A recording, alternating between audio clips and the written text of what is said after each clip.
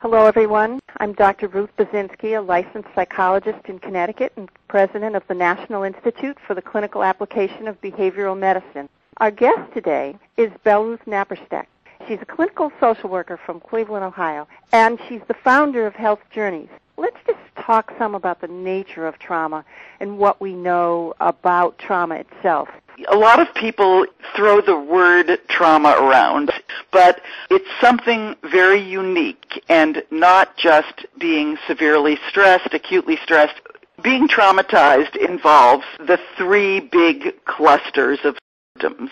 First one being re-experiencing, probably the most signature symptom of them all, and that means flashbacks, nightmares, repetitive, intrusive thoughts. There's another cluster of symptoms that are about avoidance and numbing, and there's another cluster yet that's about arousal, hyperarousal. So basically, a person who's traumatized is someone who's experiencing vivid flashbacks, nightmares and night terrors, intrusive thoughts about the event or events. They're having sleep and concentration problems, severe ones often. There's anxiety, panic, maybe phobias.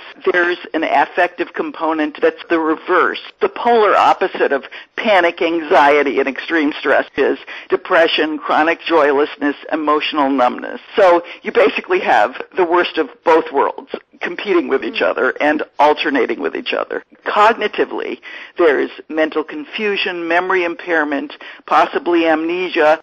Finally, emotionally, there are waves of probably grief is actually the most pronounced, although it may be underlying everything. Shame, guilt, anguish, and there's this irritability and hypervigilance that comes with the arousal, eruptions of temper, detachment, estrangement, and tremendous loneliness. So I guess it's no day at the beach, Ruth.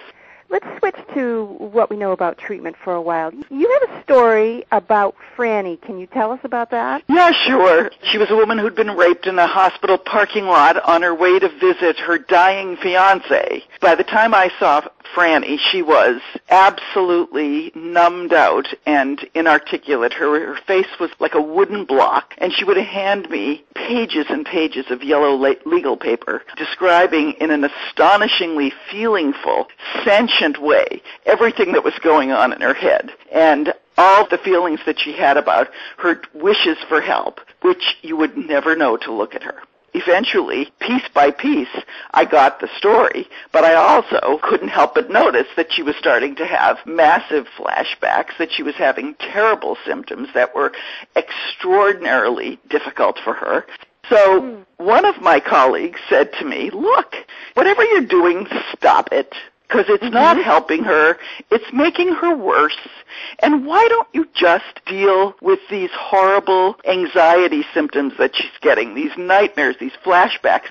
So we basically just started doing simple relaxation, breathing, guided imagery, which she loved. She loved it. It was like it opened up some new amazing door for her because, A, most trauma survivors are in a bit of a dissociated trance a lot of the time, so they tend to be pretty terrific at this stuff. And secondly, it was giving her actual relief.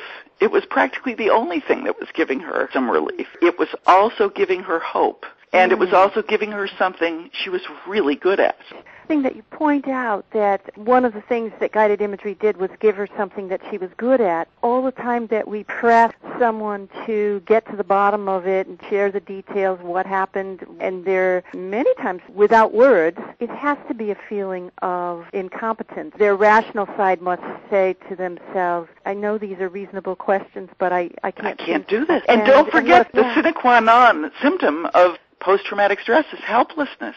So if you can give somebody something, a tool that creates a feeling of efficacy in them, that's fabulous. Right, and what we were doing instead when we were back to the cathartic mode is giving them something that they couldn't do. It was a very strange form of help. The other possibility is she could have numbed out and just not been able to answer the question because the traumatic memories are not stored in the thinking, talking part of the brain. so you can't get at them. So what happened with Franny? She started doing imagery that helped her talk about herself and her insides. Like her central image was that her heart was a stone. It was a stone. Sometimes it was so thick and cold and hard and dense. It was like a cannonball from the Revolutionary War. One of the things we started doing was, as she started to progress, by not talking about her trauma, but by working through her body, working through images, I'd check in and ask how the stone was doing. Sometimes it would get a little melty, sometimes it would get red hot,